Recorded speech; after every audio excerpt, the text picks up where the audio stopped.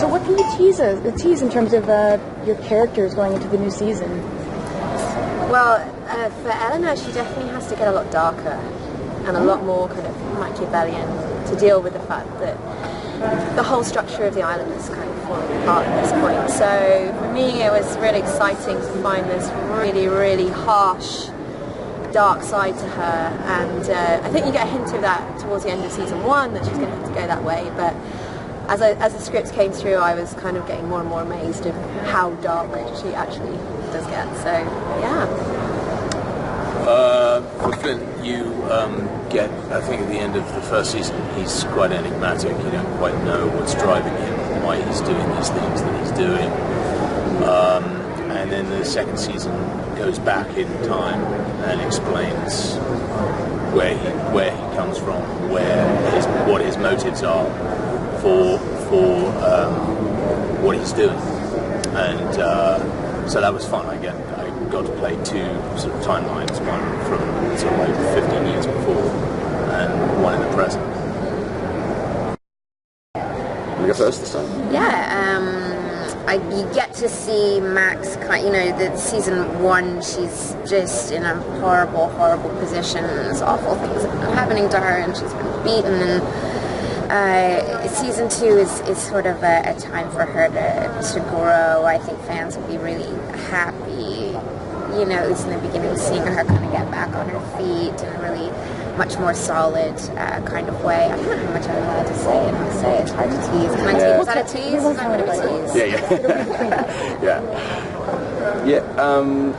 For Silver, it's really it's a lot of fun stuff for Silver in season 2, and it's really the beginning of this world drawing him in. In season 1, he's just trying to get out of there. He's trying to get his handful of gold and head off into the sunset, and it's about understanding what this world could offer him, but also understanding what he could offer this world and who he could be that he could never be anywhere else. And I think it's a lot about him realizing his own potential, and obviously the beginnings of him going from an outsider into actually slowly becoming one of the pirates. So what can you tease about your character's journeys, well, the characters you're writing in terms of the new season? I think the second season is the primary thrust of it is Flint and trying to rip him apart and understand what drives a person like that, which kind of inevitably leads to where did he come from, and there's a significant story runner in the season that explores where he came from, that takes us back to London, and takes us into kind of the world from which these people are running from. We wanted to see that. We wanted to see what it looked like and how civilization behaved at that time. So I think part of the promise of this season is to take these characters that we've come to invest in and love and really understand them. And really take their situations and turn them upside down. I mean, I think by the end of the season, everyone's world has been significantly altered, headed into hopefully season 3. But yeah, you can expect a lot of upheaval. What kind of new alliances can we expect with all the fallout from everything that happened at the end of the first season? Well, alliances shift so quickly, so through the space of the season there will be a series of shifts that you suddenly see, and there's so many kind of unexpected changes to the game plan. So I think all of the characters are having to kind of think on their feet, and from one moment to the next you're not going to really know who's siding with who, and then obviously you always know that there's going to be a point where there isn't, loyalty in the island isn't really something that everybody lives by. It's really, each to their own, and a battle for survival. So yeah, it's always very pragmatic. It's like, they're constantly troubleshooting as circumstances shift. They live in such a chaotic world that, constantly they're having to troubleshoot, forge new alliances, and pair up with people that they never expected to pair up with. Yeah. Rather begrudgingly sometimes. How much fun do you have? Like, there's just that swagger. How much fun is that to play? Because it looks like fun. Yeah, I've had a lot of fun with Charles Hayne.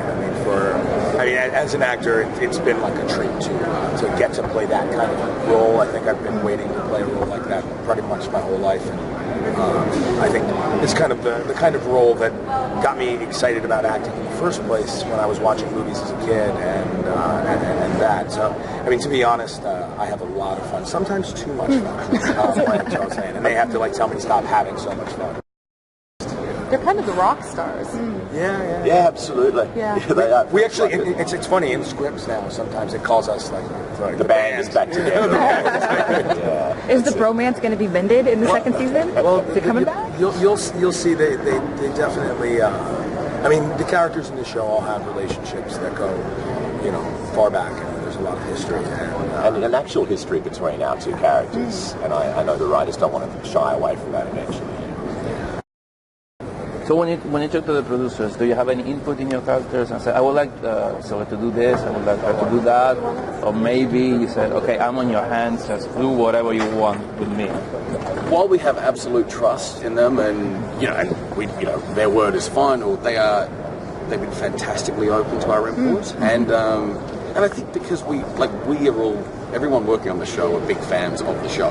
So we just get together when we can, and it just becomes like us talking about what if this and what if that, and wouldn't that be great? And we can't help but let our imaginations run wild. So when we sit down with them and we're like, I was thinking this and that, I think it's been actually really surprising how much of that, it's so great to suddenly get a script. You go, that's the bit we talked about that, and that was my idea.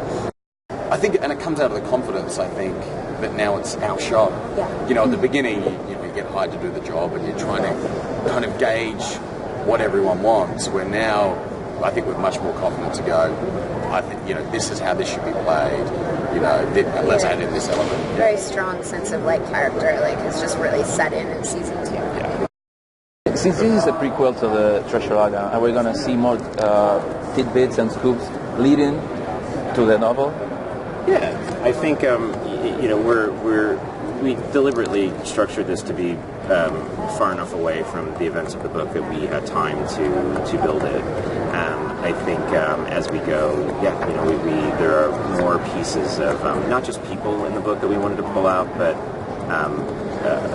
elements of Flint's story and Silver's story that we wanted to explore and turn upside down and find ways of making it surprising. There are pieces you think you know about it from the book, and then you try to give it a context that feels different.